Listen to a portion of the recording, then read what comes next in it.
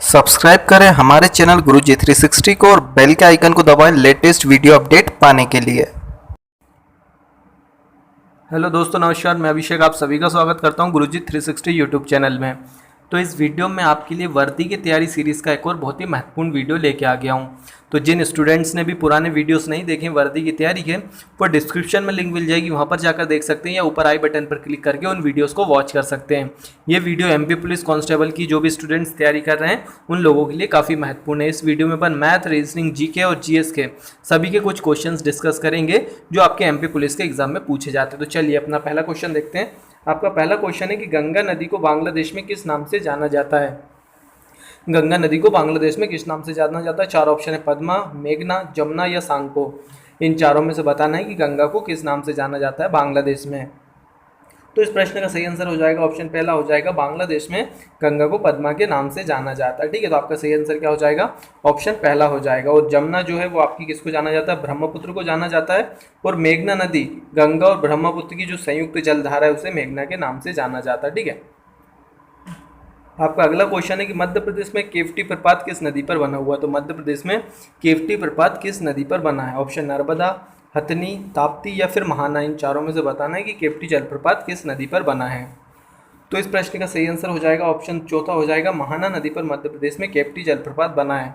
और आपको नीचे कमेंट करके बताना है कि ये किस जिले में बना हुआ है। ठीक है, जो केवटी जलप्रपात है वो किस जगह पर बना हुआ है? महाना नदी में। चलिए अगला क्वेश्चन देखते हैं। अगला आपका प्रश्न है, भरूत स्तूप मध्य प्रदेश में कहाँ है? तो भरूत स्तूप कहाँ पर स्थित है मध्य प्रदेश में? ऑप्शन है उज्जैन, सतना, खजुराहो या फिर भोपाल।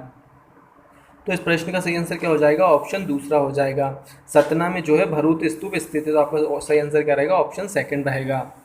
नेक्स्ट क्वेश्चन देखते हैं। आपका अगला क्वेश्चन है कि ए बराबर 1 है और एंड बराबर 19 है, तो बेट का मान क्या होगा? ठीक है, यहाँ पर चार ऑप्शन है, 22, 23, 21 और 20। तो आपको बताना है कि ए का मान 1 है और एंड का मान 19 है, तो बेट का मान क्या होगा? तो साथियों इस प्रश्न का सही आंसर क्या हो जाएगा? आपका ऑप्शन दूसरा हो जाएगा, बेट का मान 23 होगा। किस प्रकार होगा वो भी मैं बता देता हूँ। तो साथियों आप पहले देखेंगे ए बराबर 1 है। ठीक है, तो ए का नंबरिंग होती है वो इंग्लिश अल्फ़ाबेट लेटर में कितने नंबर पर आता है? 1 नंबर पर आता है। उसके बाद आप एंड देखेंगे तो एंड को ए जो है इसका फर्स्ट लेटर ए है, तो ए 1 नंबर पे आता है। उसके बाद एन जो है, एन कितने नंबर पे आता है? आपका 14वें नंबर पर आता है। और डी कितने नंबर पे आता है? 4 नंबर पे आता है। तो इन सबको जोड़ देंगे तो आपको कितना आएगा? 19 आ जाएगा। ठीक है, इस प्रकार इसका मान निकाला गया, मतलब इस प्रकार इसकी कोडिंग की गई है। उस पर आप बेट देखेंगे तो बेट बी कितने नंबर पे आता है? आपका 2 नंबर पे आता है। ए कितने पे आता है? 1 पे आता है। और टी आपका कितने पे आता है? 20 पे आता है। ठीक है, तो इस प्रकार इन सबको ऐड कर देंगे तो आपका सही आंसर क्या आ जाएगा? 23 आ जाएगा। मतलब कि ऑप्शन सेकंड आपका बिल्कुल करेक्ट हो जाएगा। इस प्रकार आपको इस प्रश्न को हल करना था। चलिए अगला प्रश्न देखते हैं। अगला आपका प्रश्न लुप्त संख्या ज्ञात करें। ठीक है, यहाँ पर आपको एक क्वेश्चन मार्क दिखाई दे रहा है, तो इस क्वेश्चन मार्क की जगह पे क्या आ सकता है? यहाँ पे चार ऑप्शन है आपके सामने, 40, 50, 48 या फिर 36। इन चारों में से क्या आंसर आ सकता है? ठीक है साथियों, तो आई होप कि आपको दिखाई दे रहा होगा, काफ़ी ईजी है। यहाँ पर आपका सही आंसर क्या हो जाएगा? ऑप्शन तीसरा हो जाएगा। इसका सही आंसर क्या रहेगा? 48। यहाँ पर 48 आएगा। किस प्रकार आएगा वो भी बता देता हूँ। तो आप सबसे पहले इसमें देखेंगे, इस वाले में, तो यहाँ पर देखेंगे 1, 4, 2 और 3 लिखा हुआ, तो इन सबका मल्टीप्लाई करेंगे। 1 का 4 में गुणा करेंगे, 4 का 2 में गुणा करेंगे और 2 का 3 में गुणा करेंगे। कितना आएगा? यहाँ से आपका 4 एकम 4, 4 दूनी 8 और 4 8 तिया 24। ठीक है, यहाँ पे कितना आया? आपका 24 आया, तो 24 को यहाँ पर लिख दिया गया। उसी प्रकार साथ ही इसको भी क्या किया? 5 दूनी 10 हो गया, 10 तिया 30 हो गया और 30 चौको 120 हो गया। ठीक है, इसी प्रकार आपको इसमें कर लेना है। 1 का 6 में गुणा करेंगे तो 6 एकम 6, 6 का 2 में करेंगे तो 6 दूनी 12 और 12 का आप 4 में करेंगे तो 12 चौको 48। ठीक है, तो यहाँ पे आपका कितना आ जाएगा? 48 आ जाएगा। मतलब कि आपका ऑप्शन थर्ड बिल्कुल करेक्ट रहेगा। इस प्रकार आपको इसको हल करना था। चलिए अगला प्रश्न देखते हैं। तो ये रहा आपका अगला प्रश्न, यदि एक आदमी नदी के प्रवाह के विपरीत 13 किलोमीटर और नदी की धारा की दिशा में 28 किलोमीटर चलता है, दोनों ही अवस्था में उसे 5 घंटे लगते हैं, तो नदी के प्रवाह की गति क्या होगी? मतलब कि एक आदमी है जो धारा के विपरीत 13 किलोमीटर चलता है और धारा की दिशा में 28 किलोमीटर चलता है, और दोनों ही अवस्था में उसे 5 घंटे लगते हैं। मतलब 13 किलोमीटर चलने में भी और 28 किलोमीटर चलने में भी 5-5 घंटे का समय लगता है। तो जो धारा की गति है वो क्या होगी? चार ऑप्शन है आपके सामने, 0.5 किलोमीटर प्रति घंटे, 1 किलोमीटर प्रति घंटे, 1.5 किलोमीटर प्रति घंटा या 2 किलोमीटर प्रति घंटा। तो आपको यहाँ पर धारा की गति बतानी है। तो इस प्रश्न का आपका सही आंसर क्या हो जाएगा, ऑप्शन तीसरा हो जाएगा। धारा की गति जो है वो क्या है, 1.5 किलोमीटर प्रति घंटा है, मतलब ऑप्शन थर्ड बिल्कुल करेक्ट रहेगा। किस प्रकार हल करना है वो भी आपको बता देता हूँ। तो साथियों आपका क्वेश्चन क्या कह रहा है कि धारा की विपरीत दिशा में एक व्यक्ति कितना चलता है, आपका 13 किलोमीटर चलता है और कितने समय में, 5 घंटे में चलता है। तो आप यहाँ पे उसकी चाल निकाल सकते हैं। आपको क्या पता है कि डिस्टेंस क्या होता है, distance is equal to speed into time दिया है होता है। तो आपके पास यहाँ पर डिस्टेंस भी है और आपके पास टाइम भी है। आपको क्या फाइंड करना है, यहाँ पर स्पीड फाइंड करना है। तो ये क्या हो जाएगा, speed is equal to distance upon time. ठीक है, ये हो जाएगा आपका speed is equal to distance upon time. तो धारा की विपरीत दिशा में कितने किलोमीटर चलता है, वो 13 किलोमीटर चलता है और कितने समय में, 5 घंटे में। तो आप इसमें 13 में 5 का भाग करेंगे तो धारा की विपरीत दिशा में चाल कितनी हो जाएगी, 2.6 किलोमीटर प्रति घंटे।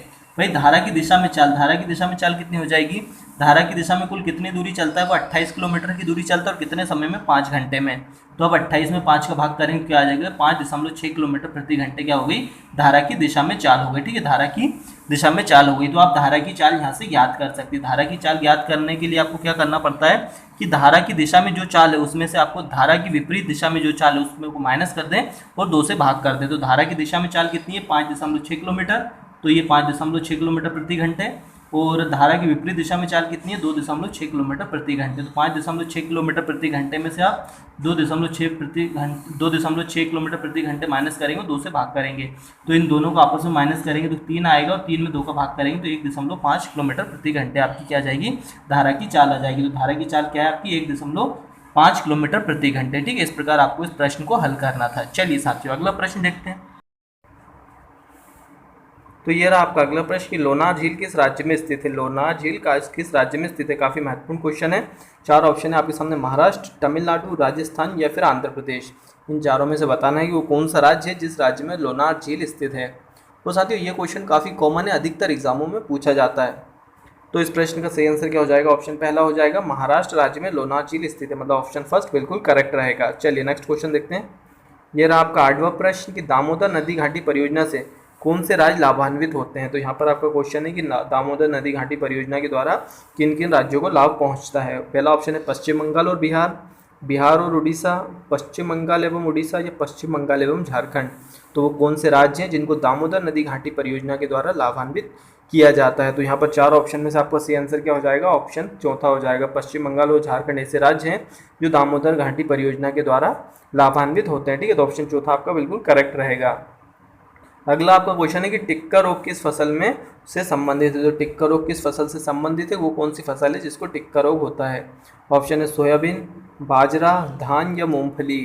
तो इन चारों में से बताना है टिक्का रोग किस फसल को होता है। ठीक है, तो ये आपका जीव विज्ञान से संबंधित प्रश्न है। तो इस प्रश्न का सही आंसर क्या हो जाएगा, आपका ऑप्शन चौथा हो जाएगा, मूंगफली की फसल को टिक्का रोग हो जाता है। तो ठीक है, टिक्का रोग किससे संबंधित है, आपका मूंगफली की फसल से संबंधित है। चलिए अगला प्रश्न देखते हैं। अगला आपका प्रश्न है कि शाम का स्थान एक पंक्ति में बाएं से 8वां है। शाम का स्थान एक पंक्ति से बाएं से 8वां है तथा मोहन का स्थान दाएं से 9वां है। मोहन का स्थान दाएं से कितना है, 9वां है। यदि दोनों के बीच 4 व्यक्ति और बैठे हुए हैं तो पंक्ति में कुल कितने व्यक्ति हैं। ठीक है, तो मतलब बाएं से तो शाम का स्थान कौन सा है, 8वां है और दाएं से जो आपका मोहन का स्थान है वो 9वां है और इन दोनों के बीच में 4 व्यक्ति बैठे हैं और ये दोनों एक दूसरे को ओवरलैप नहीं करते। 4 ऑप्शन है 17, 21, 19 या 20। इन चारों में से आपको इसका सही आंसर बताना है। ठीक है, कि पंक्ति में कुल कितने लोग बैठे हैं। तो साथियों इस प्रश्न का सही आंसर मैं बता देता हूँ। इस प्रश्न का सही आंसर हो जाएगा ऑप्शन दूसरा, 21 लोग बैठे हुए। किस प्रकार बैठे हुए मैं आपको बता देता हूँ। मान लीजिए कि ये पंक्ति है और यहाँ पर शाम का स्थान पंक्ति में बाएं से मतलब इस ओर से यहाँ पर शाम का स्थान है, ये 8वें स्थान पर बैठा हुआ है। और इसके बाद यहाँ पर बात करते हैं कि मोहन का दाएं से 9वां स्थान है। मान लीजिए कि यहाँ पर मोहन है तो ये कौन सा स्थान है, 9वां स्थान है। ये किधर से, दाएं से। ठीक है, अब इन दोनों के बीच में कितने व्यक्ति बैठे हुए हैं, 4 व्यक्ति बैठे हुए हैं। तो काफ़ी ईजी क्वेश्चन है, आप इसलिए यहाँ से निकाल सकते हैं कि यहाँ तक जो है 8 लोग बैठे हैं और यहाँ तक कितने लोग बैठे हैं, 4 लोग बैठे हैं। तो आप इसको जोड़ देंगे, 8 4 जोड़ देंगे तो कितना हो जाएगा, 12 हो जाएगा। और इसके इधर कितने लोग हैं, आपके टोटल 9 लोग हैं। तो इसमें आप जोड़ देंगे तो 9 कितना आ जाएगा आपका, 8 4 12 और 12 और 9 कितना होता है आपका, 21 हो जाएगा। इस प्रकार आप इसको इजीली हल कर सकते हैं। ठीक है, इन चारों को तीनों को जोड़ देंगे तो आपका सही आंसर हो जाएगा 21 हो जाएगा। पंक्ति में कुल कितने लोग हैं, 21 लोग हैं। या फिर आप इसको इस तरीके से भी कर सकते थे कि यहाँ पर ये जो मोहन है उसका स्थान दाएँ से 9वां है तो बाएँ से उसका स्थान कितना हो जाएगा, बाएँ से उसका स्थान हो जाएगा इधर जो शाम है उसका 8 स्थान है और यहाँ पर 4 लोग और बैठे हुए हैं। ठीक है, तो इसका बाएं से स्थान कितना हो जाएगा, 8 हो गया, 9 10 11 12 13। तो जो मोहन है उसका बाएं से स्थान कितना हो जाएगा, 13वां स्थान हो जाएगा। दाएं से उसका 9वां है और बाएं से कितना हो जाएगा उसका 13वां हो जाएगा। तो कुल कितने व्यक्ति हो जाएंगे, 13 + 9 - 1, ठीक है। तो 13 और 9 कितने हो जाएंगे, 22, 22 में 1 माइनस करेंगे तो 21। तो इन दोनों तरीके से आप इजीली इस क्वेश्चन को सॉल्व कर सकते हैं। जिस तरीके से आप करना चाहें उस तरीके से कर सकते हैं। तो सही आंसर क्या रहेगा साथियों, आपका ऑप्शन दूसरा रहेगा, 21 व्यक्ति पंक्ति में कुल बैठे हैं। चलिए अगला प्रश्न देखते हैं। अगला आपका प्रश्न है, यदि टैलेंट को एक कूट भाषा में लेटेंट ऐसा लिखा जाता है तो उसी कूट भाषा में एक्सकोटिक को किस प्रकार लिखा जाएगा, ठीक है।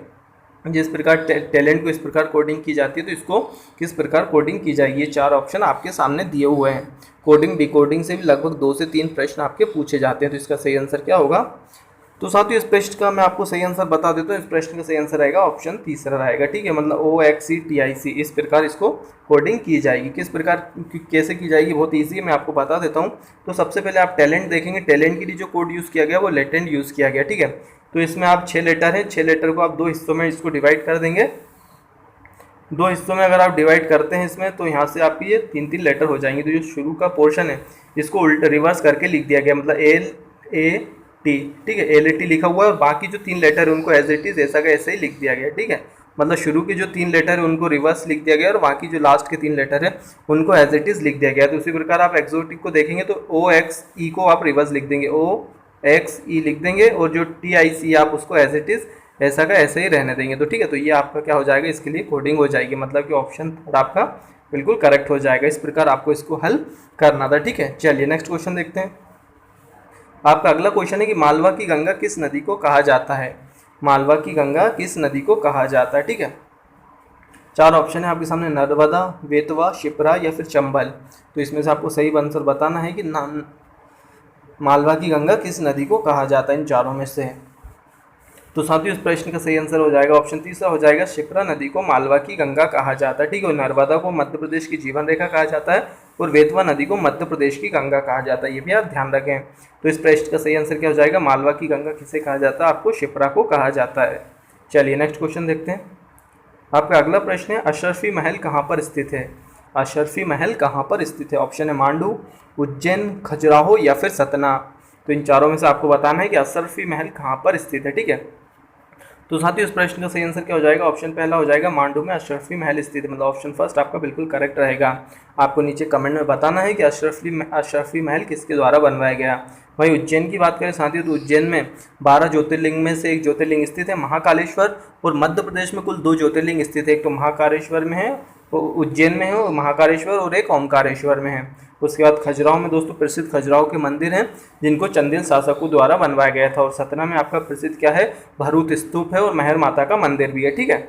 चलिए अगला प्रश्न देखते हैं। अगला आपका प्रश्न है, एक नल एक हौज को 25 मिनट में भर सकता है। एक नल एक हौज को कितने मिनट में भर सकता है, 25 मिनट में भर सकता है। और दूसरा नल इसे 50 मिनट में खाली कर सकता है। तो दूसरा नल इसे 50 मिनट में खाली कर सकता है। यदि दोनों एक साथ खोल दिए जाए तो हौज कितने समय में भर जाएगा। तो यहाँ पर आपको बोला गया है एक नल 25 मिनट भरता है, दूसरा 50 मिनट में खाली करता है। तो नल कितने समय में भरेगा, ठीक है। 4 ऑप्शन है, 40, 50, 30 या 60। इन चारों में से आपको बताना है कि सही आंसर क्या रहेगा। काफ़ी इजी क्वेश्चन है, 1 सेकंड में इसका आंसर आप निकाल सकते हैं। तो साथियों इस प्रश्न का आपका सही आंसर क्या हो जाएगा, ऑप्शन दूसरा हो जाएगा, 50 मिनट में पूरा हौज भर दिया जाएगा अगर दोनों नल एक साथ खोल दिए जाते हैं, ठीक है। सही आंसर क्या रहेगा, ऑप्शन दूसरा रहेगा। किस प्रकार मैं आपको बता देता हूँ। मान लीजिए कि ये आपका एक हौज है, ठीक है। इसमें यहाँ पे पानी भरना और यहाँ पर एक नल लगा हुआ है। तो ये नल क्या है, पानी भर रहा है और एक नल यहाँ पर लगा हुआ है। ये नल क्या कर रहा है, पानी खाली कर रहा है। तो ये कितने मिनट में, 25 मिनट में भर दे रहा है और ये 50 मिनट में खाली कर रहा है। तो आपको किस प्रकार करना है कि अगर ये दोनों नल एक साथ खोल दिए जाते हैं तो ये पूरा हौज कितने में भर जाएगा। तो सबसे पहले आपको क्या ज्ञात करना है कि इस हौज में कुल कितने यूनिट आपका पानी आएगा। तो आपको क्या करना है, सबसे पहले इन दोनों का एलसीएम ले लेना है। 25 और 50 का आप एलसीएम ले लेंगे तो आपका एलसीएम कितना आ जाएगा, 50 आ जाएगा, ठीक है। 25 और 50 का एलसीएम लेंगे तो कितना आएगा आपका, 50 आ जाएगा। तो साथियों 25 और 50 का आपने एलसीएम लिया तो आपको 50 आ गया। अब आपको क्या करना है, ये 50 जो है आपका क्या आ गया, कुल यूनिट पानी आ गया। मतलब उस हौज में 50 यूनिट आपका पानी भरना है। तो हौज जो पहला नल है वो हौज को कितने मिनट में भर देता है, 25 मिनट में भर देता है।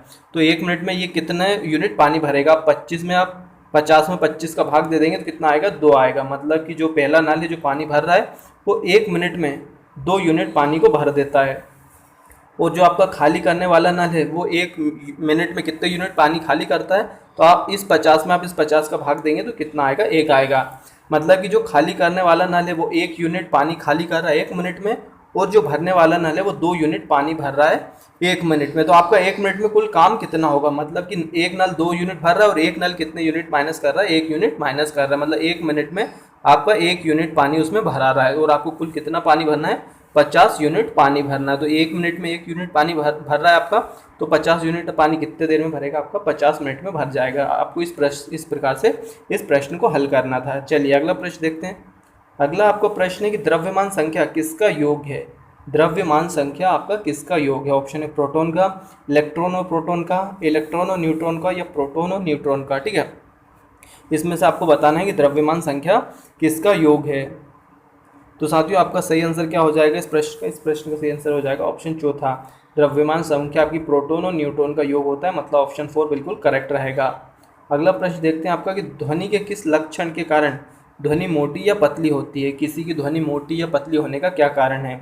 ऑप्शन है तीव्रता, इंटेंसिटी, दूसरा तारत्व, पिच, गुणता, क्वालिटी, या फिर इनमें से कोई नहीं। इन चारों में से आपको बताना है कि वह कौन सा लक्षण है जिसके कारण किसी की ध्वनि मोटी या पतली होती है। ठीक है, तो साथियों ये फिजिक्स का आपका क्वेश्चन है। तो इस प्रश्न का सही आंसर क्या हो जाएगा, इस प्रश्न का सही आंसर हो जाएगा ऑप्शन दूसरा, पिच के कारण जो है किसी की भी ध्वनि मोटी या पतली होती है। सही आंसर क्या रहेगा, तारत्व के कारण कोई भी ध्वनि मोटी या पतली होती है। ठीक है, तो ऑप्शन सेकंड बिल्कुल करेक्ट रहेगा। चलिए अगला प्रश्न देखते हैं। अगला आपका प्रश्न है आमिर खुसरो का नाम किस वाद्य यंत्र के आविष्कार से संबंधित है। तो आमिर खुसरो का नाम किस वाद्य यंत्र से संबंधित है। ठीक है, किस वाद्य यंत्र का उनको आविष्कार किया गया था उनके द्वारा। ऑप्शन है सितार, तबला, सरोद, या फिर शहनाई। तो साथियों काफ़ी कॉमन क्वेश्चन है, और आपको नीचे कमेंट करके बताना है कि आमिर खुसरो किसके शासनकाल में थे, मतलब किस शासक के समकालीन थे। तो आपका सही आंसर क्या हो जाएगा इस प्रश्न का, ऑप्शन पहला हो जाएगा, आमिर खुसरो का संबंध सितार के आविष्कार से। ठीक है, सितार वाद्य यंत्र का आविष्कार का श्रेय किसे दिया जाता है, आमिर खुसरो को दिया जाता है। चलिए अगला प्रश्न देखते हैं। अगला आपका प्रश्न है एक रेलगाड़ी 48 किलोमीटर घंटे की नियत चाल से चलते हुए 140 मीटर लंबे प्लेटफॉर्म को 18 सेकंड में पार कर सकती है। रेलगाड़ी की लंबाई क्या होगी। तो एक रेलगाड़ी 48 किलोमीटर प्रति घंटे की चाल से चलती है और 140 मीटर प्लेटफॉर्म को 18 सेकंड में पार कर जाती है, तो रेलगाड़ी की लंबाई क्या होगी। ठीक है, यहाँ पे 4 ऑप्शन है आपके सामने, 90 मीटर, 100 मीटर, 110 मीटर, या फिर 120 मीटर। इन चारों में से बताना है कि रेलगाड़ी की कुल लंबाई कितनी होगी। तो साथियों इस प्रश्न का सही आंसर क्या रहेगा, ऑप्शन दूसरा रहेगा, रेलगाड़ी की कुल लंबाई कितनी होगी, 100 मीटर होगी। और आपको किस प्रकार हल करना है वो भी बता देता हूँ। तो साथियों ये मान लीजिए अपन ट्रेन की लंबाई कितनी मान लेते हैं, x मान लेते हैं, और ट्रेन की जो गति है वो आपकी कितनी है, 48 किलोमीटर प्रति घंटे है। तो आपकी जो गति है वो किस में दी है, 28 किलोमीटर प्रति घंटे में दी है। तो सबसे पहले आपको इसको किस में परिवर्तित करना पड़ेगा, मीटर प्रति सेकंड में। तो आप उसके लिए क्या करेंगे, जो स्पीड दी है उसको 5/18 से गुणा कर देंगे। तो आपकी जो मीटर प्रति सेकंड में स्पीड कितनी आ जाएगी, 40/3 आ जाएगी। ये कितना हो जाएगा, 6×3 18, और ये हो जाएगा 8×6 48। ठीक है, तो 8×5 40 और 3, तो ये आपकी जो स्पीड आ गई वो किस में आ गई, मीटर प्रति सेकंड में आ गई। अब अपन ट्रेन की लंबाई याद करते हैं। तो साथियों आपको पता है distance is equal to speed into time. तो आपका डिस्टेंस कितना है, ट्रेन की लंबाई 1 से और प्लेटफॉर्म की लंबाई कितनी है, 140। इन दोनों को आप जोड़ देंगे। ठीक है, क्योंकि साथियों मान लीजिए कि ये एक प्लेटफॉर्म है और ये एक कोई ट्रेन है। ठीक है, तो इसकी लंबाई x है और इस प्लेटफॉर्म की लंबाई y है।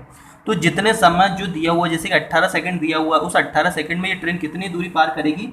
जब ये ट्रेन इस प्लेटफॉर्म को पार करेगी तो एक तो अपनी खुद की दूरी पार करेगी मतलब x दूरी, और इस प्लेटफॉर्म की दूरी भी पार करेगी मतलब y दूरी। तो ये कुल कितनी दूरी पार करेगी, x + y दूरी पार करेगी आपकी 18 सेकंड में।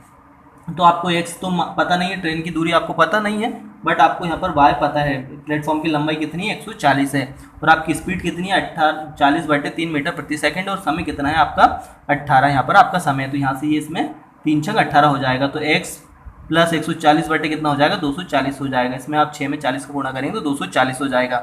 आगे आप सॉल्व करेंगे तो x का मान कितना आ जाएगा, 240 में से आप 140 माइनस करेंगे तो 100 आ जाएगा। तो आपकी ट्रेन की लंबाई कितनी हो जाएगी, वो 100 हो जाएगी। मतलब 100 मीटर लंबी एक ट्रेन है जो 18 सेकंड में 140 मीटर लंबे प्लेटफॉर्म को पार करती है। तो आपका सही आंसर क्या हो जाएगा, 100 मीटर। ट्रेन की लंबाई कितनी होगी आपकी, 100 मीटर होगी। इस प्रकार आपको इन प्रश्न को हल करना था। चलिए अगला प्रश्न देखते हैं।